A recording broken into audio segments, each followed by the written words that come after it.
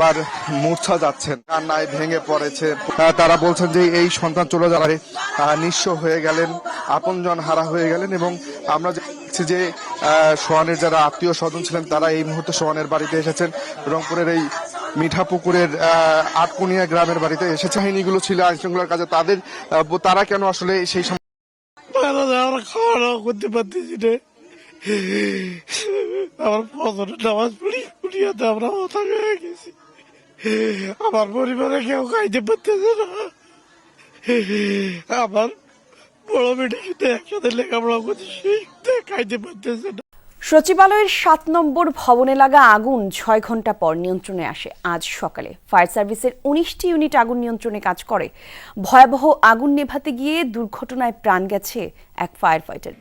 পেলে আমরা বলবো, বাট গুরুত্বপূর্ণ স্থাপনায় হামলা, যেটা আমি অলরেডি বললাম যে বিভিন্ন কেপিআই এর নিরাপত্তার বিষয়টি অবশ্যই আমাদের দায়িত্বভুক্ত, এবং এটার বিষয়ে আমরা আজকে না এটা। আসসালামু আলাইকুম প্রিয় দর্শক, সচিবালয়ে আগুন লেগেছে, কিভাবে আগুন লেগেছে এবং সেই আগুন নিভাতে গিয়ে সড়ক দুর্ঘটনায় একজন ফায়ার ফাইটারের মৃত্যু হয়েছে। আজকের ভিডিওটি দেখলে সম্পূর্ণ বিস্তারিত জানতে পারবেন। তার আগে আপনাদের কাছে ছোট্ট একটা অনুরোধ, আপনি যদি প্রত্যেক মুহূর্তের আপডেট পেতে চান তাহলে সাবস্ক্রাইব করে পাশে থাকা বেল বাটনটি অন করে দিবেন, তাহলে প্রত্যেক আপডেটের মুহূর্তে নোটিফিকেশন আপনার কাছে চলে যাবে। তাই কথা না বাড়িয়ে মূল আলোচনায় চলে যাই। পরিবারের সহ স্বজনরা এবং পাড়া প্রতিবেশী সবার চোখ কিন্তু অশ্রু ছলছল। সবাই কিন্তু একেবারে বেদনাতুর এবং আবেগপ্রবণ হয়ে পড়েছে। কারণ সোহানুজ্জামান নয়ন কিন্তু তার বাবার দুই ভাই বোনের মধ্যে তারা আসলে সোহানুজ্জামান নয়ন ছিল একাই ভাই এবং আরেকজন বোন। এবং আমরা যেটি দেখছি যে পুরো বাড়িতে সোহানুজ্জামান নয়নের কিন্তু একেবারে শোকের মাতম বয়ে যাচ্ছে। এবং সোহানের যে মা, সেই মা কিন্তু বারবার মূর্ছা যাচ্ছেন, কান্নায় ভেঙে পড়েছে। তারা বলছেন যে এই সন্তান চলে যাওয়ারে নিঃস্ব হয়ে গেলেন, আপনজন হারা হয়ে গেলেন। এবং আমরা দেখছি যে সোহানের যারা আত্মীয় স্বজন ছিলেন তারা এই মুহূর্তে সোহানের বাড়িতে এসেছেন। রংপুরের এই মিঠাপুকুরের আটকুনিয়া গ্রামের বাড়িতে এসেছে। বাহিনীগুলো ছিল আইন শৃঙ্খলার কাজে, তারা কেন আসলে সেই সময় তাদের নিরাপত্তাটি নিশ্চিত করলো না। এই মুহূর্তে আমরা যেটি দেখছি যে সোহানের যে পাড়া প্রতিবেশী এলাকাবাসী সবাই কিন্তু এখানে আসছেন এবং সবার চোখ কিন্তু অশ্রু ছলছল। আমরা শুরু থেকে কিন্তু আজকে আমরা ঘন্টাখানেক আগে এই সোহানের যে গ্রামের বাড়ি মিঠাপুকুর উপজেলা বড়বালা ইউনিয়নের ৮ নম্বর যে আটকুনিয়া গ্রাম, সেই আটকুনিয়া গ্রামে এসেছে। আমরা এখন একটু কথা বলতে চাই সোহানের বাবা মোহাম্মদ আখতারুজ্জামান। আপনি আসলে কখন শুনলেন, কখন জানানো হলো যে এরকম একটি ঘটনা ঘটে গেছে? ভোর ৫টার সময় আমি জানতে পারি, মোবাইল দিয়ে আমাকে জানাইলো যে এরকম অ্যাক্সিডেন্ট করছি। ওই অ্যাক্সিডেন্ট করার পরে মেডিকেল হাসপাতালে ভর্তি করা হয়েছে। তারপরে আমাকে জানা হয়েছে যে মারা গেছে। এই পর্যন্ত আমি জানি। এখন মরদেহ নেওয়ার জন্য কে কে গেছেন, তারা পৌঁছাইছেন কিনা, তারা কখন আসবেন কি জানেন? আমার ভাইস্তি জামাই এবং ভাইস্তি থাকে ঢাকায়। ও বললো যে একটা গার্জিয়ান পাঠিয়ে দেন। আমরা ওই ভাইস্তি এবং ভাইস্তি জামাইকে ওখানে পাঠিয়ে দিছি, তাদের মারুফতে আসতেছে আর কি। আমরা একটু সোহানের বন্ধুর সঙ্গে কথা বলতে চাই। সোহান আপনার ভাতিজা হয়? আচ্ছা সোহান, এই ছোটবেলা থেকে এই এলাকাতেই বড় হয়েছেন, সোহানের এই যে বিয়োগ সেটি আসলে আপনার কতটুকু? আসলে এটা তো খুব বেদনাদায়ক একটা বিষয়। আমার আঙ্কেল হচ্ছে, তার খুব ইচ্ছা ছিল যে একদম মানে ভালো পদে যাবে, উচ্চ পদে উঠবে, চাকরির প্রতি তার খুব আগ্রহী ছিল সে। একটাই ছিল আমার দাদার। এখন আমরা হঠাৎ করে রাত্রে জানতে পারা খুব খারাপ লাগছে বিষয়টা। তবে এখানে একটা বিষয় হচ্ছে পুলিশদের একটু মানে সচেতন থাকতে হতো, রাস্তাতে ব্যারিকেড দেওয়াটা উচিত ছিল। কিন্তু এই যদি ব্যারিকেড দিত তাহলে তো আমার আঙ্কেল বেঁচে থাকতো। তো এটার একটা আমরা ভালো সুবিচার চাই, যেন আমার আঙ্কেল মারা গেছে, কিন্তু আমরা তো ফিরে পাবো না আঙ্কেলকে।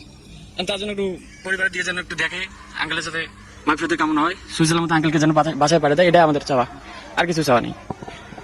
সোহানুজ্জামান নয়নের ভাতিজা তিনি আসলে অশ্রু ছলছল চোখে বলছিলেন যে সোহান যখন আসলে তার দায়িত্ব কর্তব্যতে ব্যস্ত ছিলেন, তার দায়িত্ব পালনে ব্যস্ত ছিলেন, তখন আইনশৃঙ্খলা পরিস্থিতি যদি আইনশৃঙ্খলা অন্যান্য বাহিনী যারা ছিলেন তারা যদি তাকে সেই নিরাপত্তাটি দিত, তারা এই ধরনের ঘটনাটি ঘটত না। এবং তিনি যদি বলছেন যে ট্রাক চালক যারা ছিলেন, যে ট্রাক চালক ছিলেন, তার আসলে তিনি বিচারের দাবি করেছেন। এবং আমরা যেটি দেখছি যে এলাকার প্রতিটি মানুষ কিন্তু আসলে কাঁদছেন, প্রতিটি মানুষের চোখ কিন্তু ছলছল। আপনি নয়নের কি হন? আমার ছোট ভাই আছে, চাচাতো ভাই। ভালো ছিল ছোট হাতে, আমরা খাওয়া দাওয়া করতে পারতেছি না। আমার ফজরের নামাজ পুড়িয়াতে আমরা মাথা হয়ে গেছি। আমার পরিবারে কেউ খাইতে পারতেছে না। আমার বড় মেয়েটা কিন্তু একসাথে লেখাপড়া করছে, সেই খাইতে পারতেছে না। আমার চাচা তো ওর ভাই, এখন তার একমাত্র ছেলে আছে, সে তো এখন দুনিয়াতে নাই, তার কি হবে?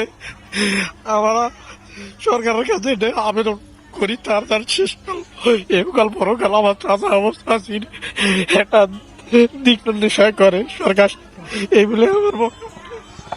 এখানে আমরা যাদের সঙ্গে কথা বললাম তারা কিন্তু সকলেই বলছেন যে এই পরিবারটির একমাত্র অবলম্বন ছিল সোহানুজ্জামান নয়ন, এবং তিনি চলে যাওয়ার পর এই পুরো পরিবারটা কিন্তু নিঃস্ব হয়ে যাবার পথে দাঁড়িয়ে আছে এখন।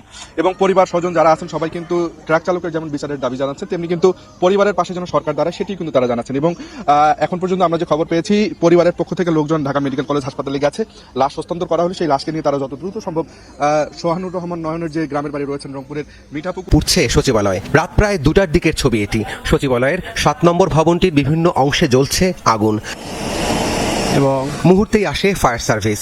শুরুতে আগুন নিয়ন্ত্রণের জন্য 8টি ইউনিট কাজ শুরু করে, তবে ভয়াবহতা বাড়তে থাকলে পরে আরও 10টি ইউনিট যুক্ত হয়। সর্বমোট 19টি ইউনিটের ফায়ার ফাইটাররা আগুন নিয়ন্ত্রণে আপ্রাণ চেষ্টা চালিয়ে যান। 6ষ্ঠ থেকে 9ম তলা পর্যন্ত ছড়িয়ে পড়ে আগুন। অগ্নিকাণ্ডের ফলে পুরো সচিবালয় এলাকা কালো ও ঘন ধোঁয়ায় ঢেকে যায়। তবে এখনও জানা যায়নি আগুন লাগার প্রকৃত কারণ। ঘটনাস্থলে ফায়ার সার্ভিসের পাশাপাশি সেনাবাহিনী, পুলিশ, র্যাব ও বিজিবির সদস্যরা কাজ করেন।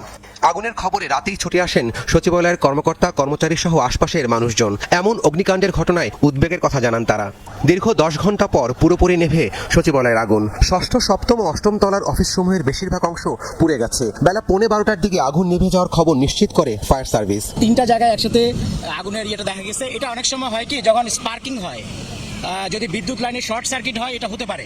তবে আমরা এটা এখন কনফার্ম বলবো না যতক্ষণ পর্যন্ত না আমরা তদন্ত করে শেষ করছি। সকালেই ঘটনাস্থল পরিদর্শন করেন স্বরাষ্ট্র উপদেষ্টা। তার আশা, আগুন লাগার প্রকৃত কারণ উদ্ঘাটন করতে পারবে তদন্ত কমিটি। 3 থেকে 4 টাকা না, আগুনটা 6 তলায় লাগছে, এগারোটা 7, 8 উপরের দিকে গেছে, কিন্তু নিচে আর আসতে পারে না।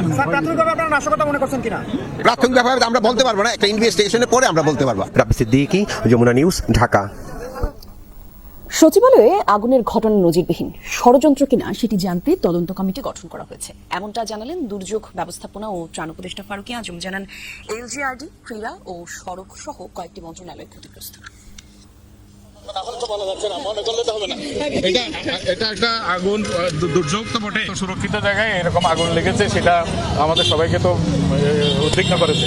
তো আশা করছি যে পূর্ণাঙ্গ তদন্তের পরে এটা অতি দ্রুত এটার জানা যাবে, সবাই আমরা বুঝতে পারবো যে কেন এই আগুনটা কিভাবে হয়েছে। আপনারা জানেন, সো এটার ব্যাপারে ডিটেলসটা আমরা এখনো পাইনি, এটা পেলে আমরা বলবো। বাট গুরুত্বপূর্ণ স্থাপনায় হামলা, যেটা আমি অলরেডি বললাম যে বিভিন্ন কেপিআই এর নিরাপত্তার বিষয়টি অবশ্যই আমাদের দায়িত্বভুক্ত, এবং এটার বিষয়ে আমরা আজকে না, এটা অনেক আগে থেকে, আমরা যখন থেকে সেনাবাহিনী মোতায়েন হয়েছে তখন থেকে আমরা প্রত্যেকটা আইন শৃঙ্খলা রক্ষাকারী বাহিনী এবং এইসব কেপিআইয়ের সাথে সংশ্লিষ্ট যারা আছেন প্রত্যেকের সাথে সমন্বয় করে প্রত্যেকটা হুমকি পর্যালোচনা করা হয় এবং সেই অনুযায়ী ব্যবস্থা গ্রহণ করা হয়। যেটা বললাম, বিষয়টা খুবই সাম্প্রতিক। সো এটার ইনভেস্টিগেশনটা হবে, ইনভেস্টিগেশনটা হলে আমরা বলতে পারবো আসলে এটার পিছনের অগ্নিকাণ্ডের পিছনে কারণটা কী ছিল, এটা কি অ্যাক্সিডেন্ট নাকি কেউ করেছে। আমাদের সচিবালয়ের নিকটে আমাদের সেনাবাহিনীর সদস্যরা যারা আছেন তারা সার্বক্ষণিক ডেপ্লয়েড থাকেন। মূলত এটার এটার সাথে এটার নিরাপত্তার বিষয়টি, বাহ্যিক নিরাপত্তা, তারাও যখনই অগ্নিকাণ্ডের ঘটনা ঘটেছে তারা ইমিডিয়েটলি ডেপ্লয় করেছেন এবং ফায়ার সার্ভিসকে তাদের সর্বাত্মক সহায়তা প্রদান করেছেন। ইনফরমেশনটা আমরা জানি, ইন্টেলিজেন্স ছিল না বলবো না, এখানে মূলত বিষয়টা পুরনো জমি জমা সংক্রান্ত একটা বিরোধ অথবা একটা সমস্যা ছিল, এটার ফলশ্রুতি হিসেবে ঘটনাটা ঘটেছে। আপনারা নিশ্চয়ই এটা দেখেছেন রিপোর্ট। সো এটা তো গত 25 তারিখের কথা। সো এটা অবশ্যই এটার ঘটনা কারা ঘটিয়েছে সেটা খতিয়ে দেখা হবে এবং সেই অনুযায়ী প্রয়োজনীয় ব্যবস্থা অবশ্যই গ্রহণ করা হবে। বছর শেষের খুশি নগদে হবে খুশি। নগদ পেমেন্টে নির্দিষ্ট ক্যাটাগরির কেনাকাটা 300 টাকা পর্যন্ত ক্যাশব্যাক। এই শব্দটা রিলেটিভ, স্ট্যাটিস্টিক্যালি অবনতি হয়নি, বাট হ্যাঁ অনেক ঘটনা ঘটছে এবং এটা আমাদের নজরদারিতেও আছে। এটার বিষয়ে পুলিশ কাজ করছেন, আমরাও কাজ করছি আমাদের বিভিন্ন লেভেলে। এটা আমাদের বিভিন্ন এলাকা ভিত্তিক সমন্বয় সেল আছে, যেখানে পুলিশ, সেনাবাহিনী এবং অন্যান্য আইন শৃঙ্খলা রক্ষাকারী বাহিনী যারা তারা একসাথে সমন্বয় করেন রেগুলার, এবং সেনা সদর পর্যায়ে এবং উপদেষ্টা মণ্ডলী পর্যায়ে বিভিন্ন সময় এই কোঅর্ডিনেশনগুলো হয় এবং দেশের যেগুলো যত ধরনের আইন শৃঙ্খলার বিভিন্ন ধরনের হুমকিগুলো উঠে আসে সেগুলো নিয়ে আলোচনা হয় এবং এগুলোর পরবর্তী পদক্ষেপ কী নেওয়া হবে সে বিষয়ে কিন্তু কার্যক্রম সেখানে সিদ্ধান্ত গৃহীত হয় এবং কার্যক্রম গ্রহণ হচ্ছে। পুলিশ প্রাইমারিলি কাজ করছেন, প্যারালালি আমাদের সেনাবাহিনীর যে পেট্রোল বা আমাদের বিভিন্ন ক্যাম্প থেকে যারা আছেন তারাও এই বিষয়ে কাজ করছেন এবং এখানে 2 ধরনের অপারেশনই করা হয়। কিছু টার্গেটেড, যেখানে আমরা তথ্য পাই সেগুলো ইনফরমেশন নিয়ে কিছু অ্যারেস্ট করা হয়েছে ইতিমধ্যে। আমি যে স্ট্যাটিস্টিক্স আপনাদেরকে দিলাম এর মধ্যে সেগুলো ইনক্লুডেড। এর বাইরে অনেক সময় ঘটনার রিপোর্ট আমরা পাই বিভিন্ন এলাকা থেকে, সেখানেও তাৎক্ষণিক ব্যবস্থা নেওয়া হয়েছে এবং এ ধরনের অনেকগুলি চক্র বলা যায় বা অপরাধীকে এই রিসেন্ট কালে স্পেশালি ঢাকা শহরের বিভিন্ন স্থান থেকে গ্রেফতার করা হয়েছে। আমরা চেষ্টা করছি যাতে করে সম্পূর্ণভাবে নির্মূল করতে পারবো কিনা এটা আমরা বলতে পারি না, বাট এটাকে একটা সহনশীল পর্যায়ে রাখা যাতে করে মাত্রা যাতে না বেড়ে যায় এ বিষয়ে আমাদের